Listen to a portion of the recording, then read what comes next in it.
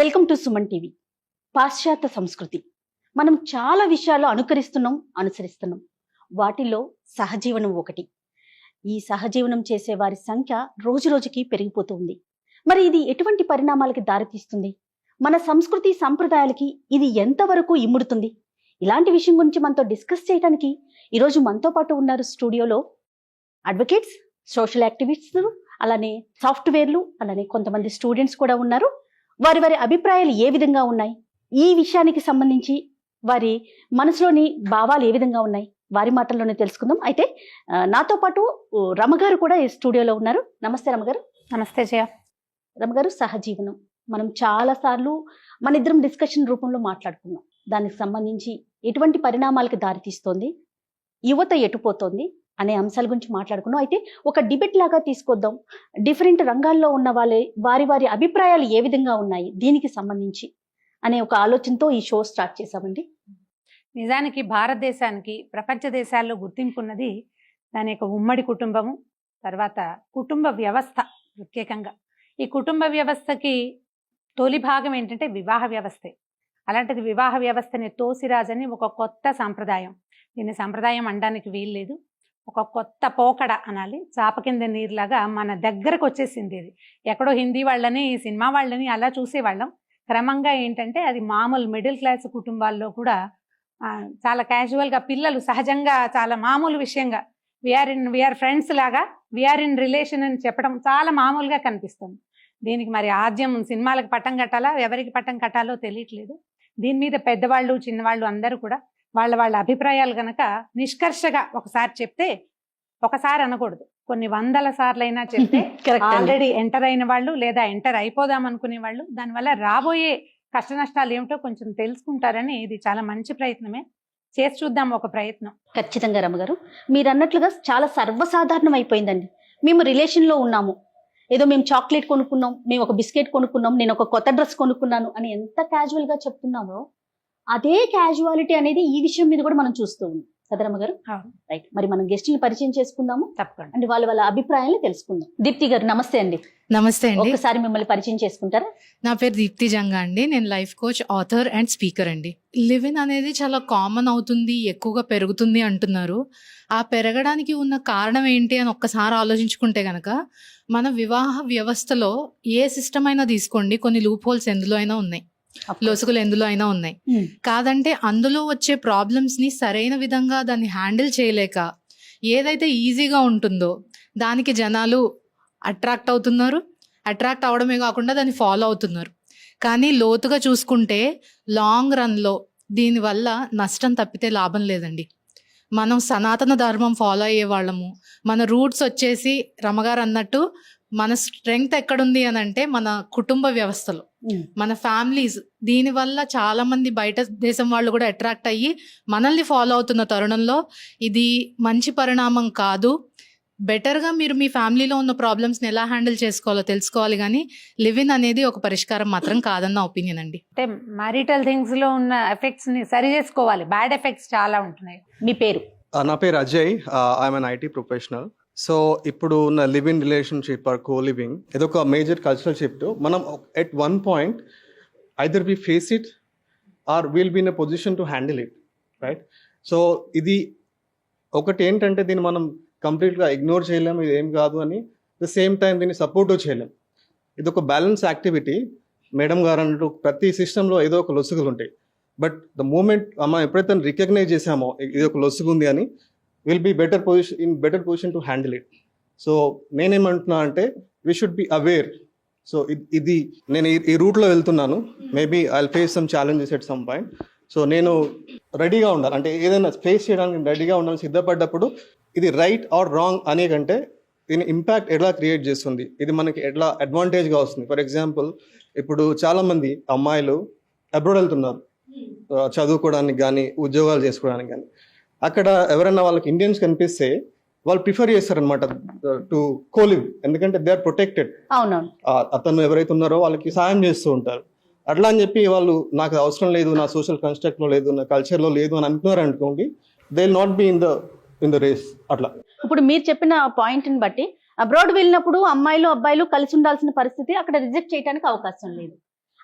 అలాంటి కల్చర్లో మనం ఉన్నప్పుడు ఇక్కడ రిజెక్ట్ చేయటంలో అంటే ఇక్కడ ఇది తప్పు అంటానికి లేదు, రైట్ అంటానికి లేదు. అదేనండి మీ పాయింట్? ఎగ్జాక్ట్లీ అడ్వాంటేజెస్ ఉన్నట్టు డిసడ్వాంటేజెస్ చాలా ఉండొచ్చు కదా. అంటే ఇక్కడ పర్సంటేజ్ ఉంటుంది కదా ఎగ్జాక్ట్లీ నేను ఏమంటా బ్యాలెన్స్ చేసుకోవాలి ఉంది అనేది అంటే మనం తెలుసుకోవాలన్నమాట. దీనివల్ల డిసడ్వాంటేజ్ ఉంది అని మనం ఎప్పుడైతే అవేర్నెస్ వస్తుందో రైట్ మనం హ్యాండిల్ చేయడానికి, ఫేస్ చేయడానికి ప్రిపేర్ అయి ఉంటాం అన్నమాట. రైట్. మాట్లాడనమ్మా. మీ నా పేరు? పేరు శ్యామలాదేవి అండి, associate professor Narayanamma engineering college. ప్రపంచ పట్టంలో మన భారతదేశానికి ఒక అత్యున్నతమైన స్థానం ఉంది. అది మన విలువల్లో కానీ, సంస్కృతిలో కానీ, సాంప్రదాయాల్లో కానీ, కుటుంబ వ్యవస్థలో కానీ అన్ని పాశ్చాత్య దేశాలు భారతదేశాన్ని ఆదర్శంగా తీసుకుంటున్నాయి. కానీ ఇప్పుడు యువత పాశ్చాత్య ధోరణికి అలవాటు పడిపోయి సహజీవనం అనేది చాలా కామన్ అనుకుంటున్నాయి. దానికి కొన్ని కారణాలు ఉన్నాయి. ఒకటి ఏంటంటే చాలా చిన్న ఏజ్ లో వాళ్ళకి 5 అంకెల్లో జీతం వచ్చేస్తుంది, 6 అంకెల్లో జీతం వచ్చేస్తుంది. రెండోది ఏంటంటే వాళ్ళు సరిగ్గా ఎలాగ పొదుపు చేయాలనే అవగాహన లేకపోవటం. మూడోది విద్య కోసం కానీ, ఉపాధి కోసం కానీ పట్టణాల నుండి, పల్లెటూళ్ళ నుండి నగరాలకు వచ్చి సెటిల్ అయిపోయి సో తల్లిదండ్రులకు దూరంగా ఉండటము. నాలుగోది ఏంటంటే తల్లిదండ్రులకు మీద వాళ్ళ మీద తల్లిదండ్రులకు సరైన ఇది లేకపోవటము, నిఘా లేకపోతే కమ్యూనికేషన్ గ్యాప్ రావటం. ఇంకోటి ఏంటంటే ఎవరైతే సహజీవనంలో ఉండాలనుకుంటున్నారో వాళ్లకు ఆ సహజీవనం మీద ఉండే ఉపయోగాలు, తర్వాత వాటిలో ఉండే ఫెయిల్యూర్స్ మీద సరైన అవగాహన లేకపోవటం, అవగాహన రాహిత్యం అంటారు. Yes, అజయ్ గారు చెప్పింది ఏంటంటే అబ్రాడ్ కి వెళ్ళినప్పుడు కలిసి ఉండాల్సిన పరిస్థితి వచ్చినప్పుడు ఎక్కడ రిజెక్షన్ అనేది లేదు. ఆ. అలాంటిది మనం ఇక్కడ చూసుకున్నప్పుడు దాన్ని మనం అంటే మంచి చెడులు చూడాలి కానీ మనం పెద్ద కోణంలో చూడాల్సిన అవసరం లేదేమో అనేది అజయ్ గారి ఒపీనియన్. ఇక్కడ ఏంటంటే ఏ విషయం మనం మొదట ప్రారంభించాలనుకున్నా కీడెంచి మేలించమంటారు. అంటే దానిలో ఉండే ఫెయిల్యూర్స్ చూసి తర్వాత సక్సెస్ రేట్ ని చూడండి. సహజీవనంలో చాలా వరకు ఫెయిల్యూర్సే ఉన్నాయండి, సక్సెస్ రేట్ తక్కువ ఉంది. ఇంకోటి ఎస్పెషల్లీ నేను అమ్మాయిలకు చెప్పదలుచుకుంది ఏంటంటే మన ఇండియాలో మనం చాలా స్ట్రాంగ్ గా బిలీవ్ చేస్తారు. అమ్మాయి జీవితాన్ని అరిటాక్తో పోల్చుకుంటారు. సో అరిటాక్ వెళ్ళి ముళ్ళు మీద పడినా, ముళ్ళు వెళ్ళి అరిటాక్ మీద పడినా అక్కడ నష్టం వచ్చేది ఆ అమ్మాయికే వస్తుంది. ఇంకోటి ఈ విషయంలో ఇంకో పాయింట్ ఏం చెప్పాలనుకుంటున్నాము అంటే వాళ్ళు విద్య కోసము, ఉపాధి కోసం ఇక్కడికి వచ్చే సెటిల్ అయిపోయి తల్లిదండ్రులకు మేము బాగున్నాము, అమ్మాయిలతోనే లేడీస్ తోనే కలిసి ఉంటున్నామని చెప్తారు. కానీ ఎస్పెషల్ ఒకప్పుడు ఇది నార్త్ ఇండియాలో స్టార్ట్ అయిన కల్చరు సౌత్ ఇండియాలోకి వచ్చి రమ్మగారు చెప్పినట్టు అది చాప కింద నీరులా ఇంటింటికి వచ్చేస్తుంది. మధ్యతరగతి జీవితాల్లో వాళ్ళు కూడా అలవాటు పడిపోతున్నారు. సో దీని నుండి మొదటగా యువత మేల్కోవాలి. యువత మేల్కొని దానిలో ఉండే నెగటివ్స్ ముందు ఆలోచించి, కీడును ఆలోచించి తర్వాత వాటిలో ఉండే ఉపయోగాలు. ఈ మధ్యలోనే సుప్రీంకోర్టు కూడా దీనికి చట్టబద్ధత మన దగ్గర కల్పించింది. మనకి ఇప్పుడు డిస్కషన్ అడ్వకేట్ కూడా ఉన్నారు కాబట్టి ఒకసారి మాట్లాడదాము. అంతకన్నా ముందు స్టూడెంట్ ఒక తను రెడీగా ఉంది. చెప్పు. నా పేరు శ్రీజ, నేను MBA సెకండ్ ఇయర్ Okay. చదువుతున్నాను, స్టూడెంట్. సో ఇప్పుడు మీరు ఉండొద్దు అని అంటున్నారు కదా, సో ఎవరికి నచ్చింది వాళ్ళు చేసుకోవచ్చు అని మనకి గవర్నమెంటే చెప్పింది. ఓకే, మరి అబ్రాడ్స్లో చేసేటప్పుడు లేనిది ఇండియాలో ఎందుకు? మనకు కొన్ని సాంప్రదాయాలు, కట్టుబాట్లు, కుటుంబ వ్యవస్థ ఉంది. పాశ్చాత్య దేశాలన్నీ సో ఆదర్శంగా ఏవి తీసుకున్న- పాటిస్తున్నాం మనం సాంప్రదాయాలు అంటే? మనం పాటించాలనుకుంటే అన్ని పాటించాలి. మన ముత్తాతలు సహజీవనం అనే కాన్సెప్ట్ లేదు. ఆడమగ పెళ్ళయ్యాక వాళ్ళ కుటుంబ జీవనం సాగించి వాళ్ళు సంతోషంగా ఉన్నారు. 6 సంతానం, 7 సంతానంతో ఫెయిల్యూర్స్ అయితే తక్కువే చూస్తున్నాం, ఉండే వాళ్ళు బానే ఉంటున్నారు కదా. మ్యారేజ్ కూడా ఎక్కడ చేసుకుంటున్నారు. ఫెయిల్యూర్స్ మీరు అనేది? సహజీవనం చేయటంతో ఫెయిల్యూర్స్. madam అన్నారు సహజీవనంలో కదా, ఫెయిల్యూర్స్ failures తక్కువ ఉన్నాయని చూస్తున్నారా? మీరు అన్నారు కదా. ఎక్కువ ఉన్నాయి అంటున్నారు. ఫెయిల్యూర్ రేట్ ఎక్కువ ఉంది, సక్సెస్ రేట్ తక్కువ ఉంది సహజీవనంలో. సో 2 పాయింట్స్ అండి. ఇక్కడ మీరు అన్నట్టు మనకు కొన్ని కల్చరల్ యాక్టివిటీస్, కొన్ని కుటుంబ సర్దుబాట్లని మనం క్రియేట్ చేసుకున్నాం. నేనేం చెప్తానంటే అది ఒక క్యాటలిస్ట్ కాదు, అట్ ద సేమ్ టైం ఒక అబ్స్టాకిల్ కాదు. ద మూమెంట్ వి రికగ్నైజ్ ఇది, ఫర్ ఎగ్జాంపుల్ మనకు సెట్ ఆఫ్ ఆప్షన్స్ ఉంటాయండి. మనకు ఏది వర్క్ అవుతుంది, ఏది మంచిదో అనేది మనం తెలుసుకోగలగాలి. అంతే, చెడ్డదాన్ని వదిలిపెట్టేసేయాలి. అట్లా అని చెప్పి ఇది చెడ్డది, నాకు అందరికీ చెడ్డది చేసుకోకూడదు అనుకుంటే మాత్రం మనం వెనుకబడిపోతాం. అదొకటి. ఇంకోటి ఏంటంటే మీరు అన్నట్టు లివ్ ఇన్ రిలేషన్షిప్లో ఫెయిల్యూర్స్ ఎక్కువ ఉన్నాయి అంటున్నారు. బట్ నేను దాన్ని డీకోడ్ చేయాలనుకుంటున్నా. ఎర్లీ గ్రాడ్యుయేషన్ ఉన్నవాళ్ళు, లేకపోతే ఎర్లీ స్టేజ్ ఆఫ్ ఎంప్లాయ్మెంట్లో ఉన్నవాళ్ళు మేబీ మీరు అన్నట్లు అక్కడ ఫెయిల్యూర్స్ ఉండొచ్చు. ఎందుకంటే they are not in to the system, the marriage system. అట్లా కాకుండా మిడ్ ఏజ్లో ఉన్న వాళ్ళు మీరు చూసుకుంటే success rate is more than 100, almost 100%. ఎందుకంటే వాళ్ళు చూసారు, అన్ని ప్లేసెస్ మైనస్ చూసారు. జీవితంలో వాళ్ళ పార్ట్నర్ నుండి వాళ్ళు ఎక్స్పెక్టేషన్ దొరకకపోవచ్చు, లేకపోతే వాళ్ళు ఏదో వేరే కారణాలు ఉండవచ్చు. అట్లా అని చెప్పి తర్వాత పోస్ట్ మిడ్ ఏజ్ కూడా మీరు చూసుకున్నట్లయితే ఈ మధ్య సెలబ్రిటీస్ కొంతమంది బాగా అలవాటు పడడానికి. సో దాంట్లో కూడా సక్సెస్ రేట్ ఎక్కువ ఉంది. ఒక పాయింట్ అండి, ఇక్కడ సహజీవనం చేయాలంటే సుప్రీంకోర్టు ప్రకారము మేజర్స్ అయి ఉండాలి. నేను ఇక్కడ మీకు ఫెయిల్యూర్ రేట్ చెప్పాను అంటే, సో బిలో 20 ఇయర్స్ 25 ఇయర్స్ ఉన్న వాళ్ళకి జీవితం మీద సరైన అవగాహన అదే ఉండకపోవచ్చు. మనం అది సెగ్మెంట్ చేసుకోవాలి. ఎర్లీ కెరియర్ లో ఉన్న వాళ్ళు Maximum కానీ, cases. గ్రాడ్యుయేషన్ లో ఉన్న వాళ్ళు కానీ, ఎందుకంటే వాళ్ళకి ఎక్కువ ఇన్ఫాక్చుయేషన్ అని so many things will come in to play అన్నమాట. చెప్పండి. నా పేరు మురళి అండి. నేను బిహేవియరల్ సైన్స్ ఫ్యాకల్టీ. ఈ సహజీవనం గురించి డిస్కషన్ చాలా అవసరం ఈ రోజుల్లో. ఎందుకంటే ప్రతి ఒక్కళ్ళు దాని వైపు అట్రాక్ట్ అయిపోతున్నారు. ఎందుకంటే అంటే పెళ్ళిళ్ళలో 2-3% మాత్రమే ఫెయిల్యూర్స్ కనపడుతున్నాయి అన్నమాట. ఆ 2-3% ఫెయిల్యూర్స్ని చూసుకొని దాంట్లో ఉన్న చిన్న చిన్న ప్రాబ్లమ్స్ చూసుకొని పెనంలో నుండి పొయ్యిలో పడినట్టు సహజీవనంలోకి వెళ్ళిపోతున్నారు. అంతేగాని దాంట్లో ఉన్న సక్సెస్ రేట్స్ చూడడం లేదు. పెళ్లిలో ఉన్న అవగాహన కానీ వీటిలో రావు. ఎందుకంటే పెళ్లిలో పీర్ ప్రెషర్స్ ఉంటాయి, తల్లిదండ్రులు ఉంటారు, బంధువులు ఉంటారు, అక్క చెల్లెళ్ళు ఉంటారు, అన్నాదమ్ముళ్ళు ఉంటారు. చిన్న చిన్న తేడాలు వచ్చినా కూడా సర్దుకుపోయే మనస్తత్వం అన్నది చిన్నప్పటి నుంచి బాగా అలవాటు చేస్తారు. పెళ్లికి ముందు నుంచే తల్లి తండ్రి చెప్తారు, కొత్త ఎన్విరాన్మెంట్లోకి వెళ్తున్నారమ్మా, నువ్వు వాళ్ళతో అడ్జస్ట్ అవ్వాలి. అంతేగాని ప్రతిదానికి నా అభిప్రాయాన్నే మీరు గౌరవించాలా అనే భావం వద్దు. ఎదుటివారి వ్యక్తిత్వాన్ని గౌరవించాలి, వాళ్ళ అభిప్రాయాలని మనము కన్సిడర్ చేయాలి. తప్పుంటే తప్పని నిదానంగా చెప్పచ్చు, కానీ ఈ మొహం మీదే నువ్వు చేసేది తప్పు అని అనకుండా దాంట్లో ఉన్న లోతుపాతులను ఒకసారి చూసుకోమని చెప్పి తల్లిదండ్రులు చెప్తారు, ఫ్రెండ్స్ చెప్తారు, పీర్ ప్రెషర్స్. అందువల్ల ఏంటంటే సక్సెస్ రేటు చాలా ఎక్కువ. తర్వాత అమ్మాయిలు అబ్బాయిల్లో ఒక యవ్వన దశ వచ్చేటప్పటికి వాళ్ళ హార్మోనల్ బ్యాలెన్స్ వల్ల అది ఎదుటి వ్యక్తికి అట్రాక్ట్ అవుతారు. అప్పుడు ఏమిటంటే వాళ్ళకు మంచి చెడులు అన్నవి ఏమీ కనపడవు అనమాట. ఒక మంచి వ్యక్తి ఏదో 2 మంచి మాటలు మాట్లాడేటప్పుడు వీడు చాలా గొప్పవాడు అని చెప్పి సహజీవనంలోకి వెళ్ళిపోతే, సహజీవనంలో ఉన్నంత మా ఆడవాళ్లకు ఉన్నంత డ్రాబ్యాక్ మగవాళ్ళకు ఉండదు. వాళ్ళైతే ఎప్పుడైనా వాకౌట్ చేసేయచ్చు, నాకు అక్కర్లేదని చెప్పి. అమ్మాయి తను ఒక స్త్రీ ఒక బిడ్డకు జన్మ ఇవ్వచ్చు, వాడి పరిస్థితి ఏమిటి, తర్వాత తన జీవితం ఏమిటి. ఇప్పుడు వెస్ట్రన్ సొసైటీలో మీరు చూస్తే ఈ సహజీవనం చాలా ఎక్కువ ఉండడం వలన అందరూ 30-40 ఏళ్ళకి అందరూ డిప్రెషన్లోకి వెళ్ళిపోతున్నారు. పెద్ద పెద్ద ఉద్యోగాలు చేసే వాళ్ళందరూ కూడా డీప్ డిప్రెషన్లో ఉంటారు. లేకపోతే తర్వాత 40-50 ఏళ్ళకంతా ఓల్డ్ ఏజ్ హోముల్లో చేరిపోతున్నారు. అందరూ స్త్రీలు పురుషులు అందరూ కూడా ఇండివిజువల్గా చేరుతున్నారు ఓల్డ్ ఏజ్ హోమ్లో. ఇప్పుడు 80 ఏళ్ళు వచ్చినా 70 ఏళ్ళు వచ్చినా ఓల్డ్ ఏజ్ హోమ్లో చేరినా కూడా భార్యాభర్తలు చేరుతున్నారు. అంతేగాని దానిలో ఉన్న లోపాలను చూపించి యువత ఆలోచన చేయకుండా ఈ సహజీవనం మంచి మాటలు నమ్మి ఈ కాలం మనం చూసుంటాం.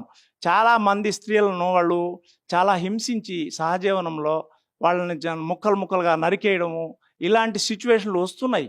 ఎందుకంటే ఈ సహజీవనం మీద ఇన్ఫాచ్యుయేషన్ అన్నమాట, దాంట్లో నుంచి బయట రాలేకపోవడం. తర్వాత ఈ అట్రాక్షన్ అన్నది ఎలా బలంగా ఉంటుందంటే, ఒకవేళ ఎదుటి మనిషి హింసించినా కూడా సర్దుకుపోదాం అని స్త్రీలు అడ్జస్ట్ అవుతూ ఉంటారు. అంటే పెళ్లిలో ఉన్న వాల్యూ సిస్టమ్ని సహజీవనంలోకి తీసుకొస్తారు. అందువల్ల వీళ్ళు డిసడ్వాంటేజ్లో పడిపోతుంటారు. తర్వాత డీప్ ఫెయిల్యూర్ అయిపోయి ఎంతెంతో ఆత్మహత్యలకు అందువల్ల ఏమంటే సహజీవనము అన్నది చాలా తప్పు. కాకపోతే దాంట్లో ఉన్న లోటుపాట్లను Right, sir. సరిదిద్దుకోవాలి. అసలు చట్టం ఏం చెప్తోంది అంటే మనం మాట్లాడదాం. ఏం రామ గారు చెప్పండి. వన్ మోర్ థింగ్ ఏంటంటే, ఈ సహజీవనంలో ఇప్పుడు ఎంటర్ అవుతున్న వాళ్ళు ఎవరైనా వివాహ వ్యవస్థలో ఉన్న లోపాల వల్ల కానీ, పెళ్లిళ్లలో ఇలా ఉంటుంది కాబట్టి మేము ఇది చేస్తామని కానీ చెప్పేవాళ్ళు మనకి కనపడరు.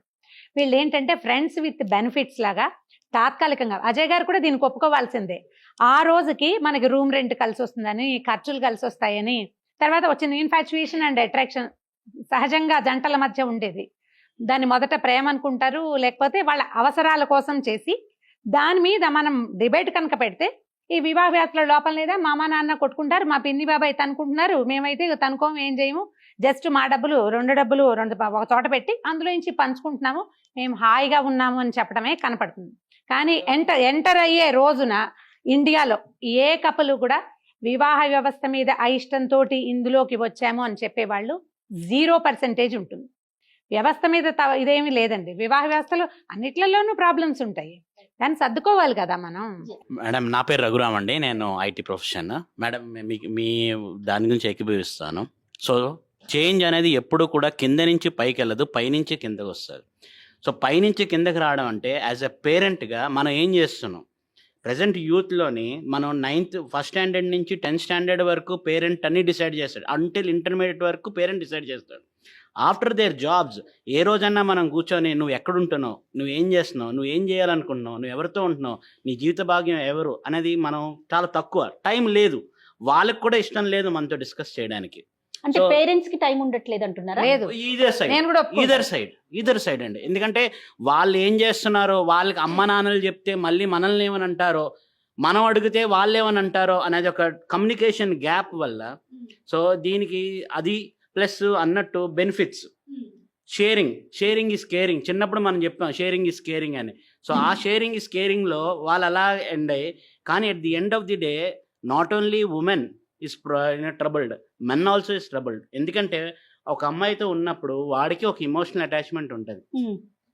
అమ్మాయి వెళ్ళిపోయినప్పుడు ఆ ఇమోషనల్ అటాచ్మెంట్ బ్రేక్ అయిపోయినప్పుడు వాడెంత బాధపడుతున్నాడు అని పక్కలు ఎవరు అంటే ఆలోచించారు. ఏదర్ సైడ్ అండి, ఇద్దరికీ side, ఉంటుంది. either side. కొంతమంది I'm వాళ్ళకి saying- వీళ్ళకి కూడా అదే ఉంటుంది. అంటున్నాను, it is not only women, it is also men who is suffering it, but they need to understand ఎలా మనం తీసుకోవాలని. సో దానివల్ల ఏంటంటే కౌన్సిలింగ్ అన్న కానీ లేకపోతే ఒక పేరెంటల్ గైడెన్స్ ఉండటం వల్ల we can correct that one. See when there is a problem మనం కరెక్ట్ చేసుకోవాలి. అసలు చట్టం ఏం చెప్తోంది దీనికి సంబంధించి? నమస్తే అండి, నా పేరు విద్యారెడ్డి. నేను ఫ్యామిలీ కౌన్సిలర్ అండ్ అడ్వకేట్. చట్టం ఏమంటుంది, అందుకనే చట్టం చాలా క్లియర్గా చెప్పింది, సహజీవనాన్ని ఎప్పుడు మనం రికగ్నైజ్ చేస్తాము అంటే సొసైటీలో వాళ్ళు భార్యాభర్తలుగా అంగీకరించబడాలి. కేవలం ఒక రూమ్లో ఉండడమో లేకపోతే వాళ్ళిద్దరూ రూమ్ షేర్ చేసుకోవడమో సహజీవనం కింద రాదు. సొసైటీ అంగీకరించాలంటే ఏంటి? అదే సహజీవనం కింద వాళ్ళిద్దరు భార్యాభర్తల్లాగా, భార్యాభర్తలు ఏ రకంగా అంటే వాళ్ళ మధ్యలోనే ఒక పెళ్లి అనే ఒక కాన్సెప్ట్ తప్పించి మిగిలింది పిల్లలు పుట్టనివ్వడం కానివ్వండి, వాళ్ళ సంసారం చేయడం అన్నీ కూడా ఉంటాయి. అది ఎట్లా గుర్తిస్తారు సమాజం గానీ అంటే జనరల్ గా ఇప్పుడు మనం సొసైటీలో ఏమంటాం, వాళ్ళిద్దరు భార్యాభర్తలు అండి, చాలా కాలం నుంచి కలిసి ఉంటున్నారు, మాకు అసలు భార్యాభర్తలు కాదని మీరు చెప్పే వరకు తెలియదు. అంటే సొసైటీ దే యాక్సెప్ట్ ఇట్, వాళ్ళు భార్యాభర్తలు అనేది వాళ్ళు యాక్సెప్ట్ అంటే చేసేస్తారు. వీళ్ళిద్దరూ కలిసి ఫంక్షన్స్ అటెండ్ చేయాలి. అన్ని Parties రకాల వెళ్ళాలి. సోషల్ గ్యాదరింగ్స్ లో Social సోషల్ gathering. గ్యాదరింగ్స్ లో అంటే కేవలం ఒక ఇప్పుడు సార్ అన్నారు మైక్ ఇవ్వండి. మైక్ తీసుకో. ఇప్పుడు వాళ్ళకి ఏమన్నా సర్టిఫికేట్స్ కానీ పాస్పోర్ట్ కానీ లేకపోతే అడ్మిషన్స్ కావాలనుకుంటే they can be as a parent or a legal guardian. అట్లా అయితే ఇట్స్ అన్ యాక్సెప్టెన్స్ అన్నమాట. So if they are in a position they are willing to sign on admission fees, admission form వాళ్ళ కిడ్కి కానీ లేకపోతే passport కానీ visa కానీ. అదే కిడ్ అని పాయింట్ తీశారు కాబట్టి ఈ సహజీవనంలో ఉన్నటువంటి వాళ్ళు మహిళలు ఎవరైతే ఉన్నారో వాళ్ళు కనుక హింసకు గురైనట్టు అవుతే అలాంటి వాళ్ళకి మనకి ఇప్పుడు డొమెస్టిక్ వైలెన్స్ యాక్ట్ 2006లో ఏదైతే వచ్చిందో అది కొంచెం వరకు ప్రొటెక్షన్ ఇస్తుంది మనకి. సో కేవలం ఒక డొమెస్టిక్ వైలెన్స్ యాక్ట్ కింద తప్పిస్తే ఎక్కడ కూడా సహజీవనంలో ఉన్నటువంటి మహిళ గనక ఇబ్బందులకు గురయ్యి లేకపోతే ఆమె నెగ్లెక్ట్ చేసి ఎలా పట్టించుకోకుండా ఉన్నా లేదా ఆమె పిల్లల్ని పట్టించుకోకుండా ఉన్నా కూడా ఏ చట్టం కూడా ప్రొటెక్షన్ ఇవ్వట్లేదు. కానీ మనకి డొమెస్టిక్ వైలెన్స్ యాక్ట్లో ఈ సహజీవనంలో ఉన్నటువంటి వాళ్ళని కూడా గుర్తించి వాళ్ళని కూడా ఇంక్లూడ్ చేసి మెయింటెనెన్స్ కానివ్వండి, పిల్లల కస్టడీ కానివ్వండి, ఇవన్నీ కూడా మనకి ఇచ్చారు. అయితే ఈ సహజీవనం అనే కాన్సెప్ట్ రాక ముందు నుంచి కూడా ఎవరైనా మనకి కాంక్యుబైన్ సిస్టమ్ అంటే వేరే వాళ్ళతో ఉండడము, ఈ సిస్టంలో పిల్లలు పుట్టినట్టు అవుతే ఆ పిల్లలందరినీ కూడా వాళ్ళు వివాహంలో ఉంటే పుడితే ఎలాంటి హక్కులు అయితే ఉంటాయో అలాంటి హక్కులన్నీ కూడా పిల్లలకు కల్పించడం జరుగుతుంది చట్ట ప్రకారంగా. కానీ పిల్లల వరకు మనం వెళ్లే కంటే ముందు ఈ మహిళ ఎవరైతే సహజీవనంలో ఉంటుంది లేదా ఆ పురుషుడు ఎవరైతే సహజీవనంలో ఉంటారు, ఇప్పుడు పెళ్లి కాన్సెప్ట్ లోని వాళ్ళిద్దరికి పడలేదు అంటే డైవర్స్ తీసుకుంటారు, బయటకు వస్తారు. కానీ ఈ సహజీవనంలో అలాంటిది ఏముంది కాన్సెప్ట్ లోని? ఇంకా మనం కొత్త కల్చర్ ఇంకా ఏం చూసామంటే సేమ్ సెక్స్ సహజీవనం, అమ్మాయిలు అమ్మాయిలు అబ్బాయిలు అబ్బాయిలు, దాన్ని కూడా చట్టం ఏం నేరం అని అనట్లేదు ఇప్పుడు మనకి. కాబట్టి మరి అలా ఉన్నప్పుడు వాళ్ళలోని బాధితులు ఒకవేళ ఎవరైనా మోసానికి గురయ్యారు లేదా ఇప్పుడు ఎక్కడైనా భార్యాభర్తలు కానివ్వండి సహజీవనం చేసే వాళ్ళు ఎవరైనా ప్రేమలు అనేవి పెంచుకుంటారు రోజు కలిసి ఉంటే. మరి అలా ప్రేమలు పెంచుకున్నప్పుడు అవతల వ్యక్తి మోసం చేసినప్పుడు వాళ్ళు ఎక్కడ ఆశ్రయించాలి, ఏ చట్ట ప్రకారం ఎక్కడికి వెళ్ళాలి, ఇలాంటివి ఎక్కడ కూడా మనకు క్లారిటీ లేదు. అంటే మనం న్యాయస్థానాల గురించి తప్పుగా మాట్లాడుకోవటం కాదు, కానీ కొంచెం కఠినమైన సెక్షన్లు కఠినమైన చట్టాలు ఉంటే దీనికి లోబడి ఇలా ఉంటుంది. దీన్ని అంటే- మించితే ఇలాంటి శిక్షలు పడతాయి అనేది కొంత తక్కువైందని అనుకోవచ్చు అంటారా? అంటే ఒకటి ఏంటంటే అండి, ఇప్పుడు న్యాయ చట్టాలు, న్యాయస్థానాలు ఇవన్నీ కూడా డెసిషన్స్ ఇవ్వడంలో కానీ, చట్టాలు ఫ్రేమ్ చేయడంలో కూడా సొసైటీలో వచ్చేటువంటి మార్పుల్ని దృష్టిలో పెట్టుకొని ఇస్తారు. సో అలాంటి ఒక భాగంగానే మనకు సుప్రీంకోర్టు నుంచి డెసిషన్స్, ఈ లివింగ్ రిలేషన్షిప్స్ తప్పు కాదు అనేది ఒకటి వచ్చింది. అంటే మనం హెడ్లైన్స్ లోకి వెళ్తాం కదా. ఇప్పుడు అమ్మాయి చెప్పింది స్టూడెంట్ సహజీవనం తప్పు కాదని కోర్టే చెప్పింది, మీ పెత్తనం ఏమిటి అని అదే. అడుగుతున్నారు. ఇప్పుడు అదే. జనరల్ గా Headlines కి యూత్ వెళ్తాం మనం. అదే యూత్ ఏం చేస్తారంటే సినిమా వాళ్ళనో లేదా ప్లేయర్స్ ను ఎవరినో రోల్ మోడల్ గా తీసుకుంటారు. వాళ్ళు బయటకు వచ్చి విచ్చలవిడిగా మేము సహజీవనంలో ఉన్నాము అని వాళ్ళు చెప్పినప్పుడు వీళ్ళు ఏమనుకుంటారు, అంత పెద్ద వాళ్ళే ఉన్నప్పుడు మేమేంటి తప్పు అంటే, ఎప్పుడైతే చట్టబద్ధత ఉందో దాన్ని తప్పు అని పిల్లలు యాక్సెప్ట్ చేయరు. రైట్, మాట్లాడండి. మధు అవునూరు అండి, ఓకే. ఎంటర్‌ప్రెన్యూర్. సార్ విజయ్ గారు చెప్పినట్టు ఇండియాలో ట్రెడిషనల్ మ్యారేజెస్ ఏదైతే ఉందో దాని రేషియో తగ్గుతుంది.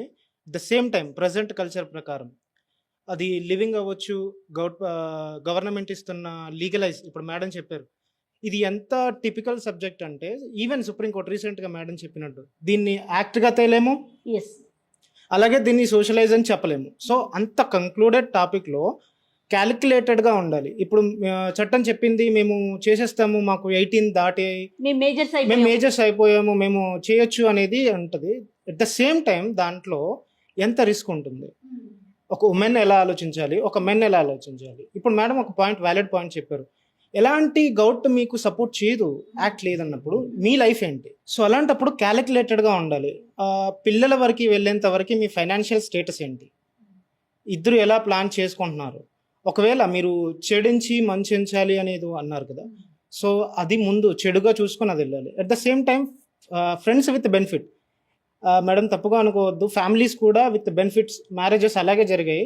అండ్ కో లివింగ్ ఇది గంధర్వం నుంచే ఉంది, మన చరిత్రలోనే ఉంది, కొత్తగా అది లేదు లేదండి, మీరు గాంధర్వాన్ని దీన్ని కలపకండి, Okay. అది వేరే కదా. టైప్ ఆఫ్ దాన్ని తీసుకొని. ఒక్క నిమిషం అండి, ఇప్పుడు మీరు చెప్పిన పాయింటే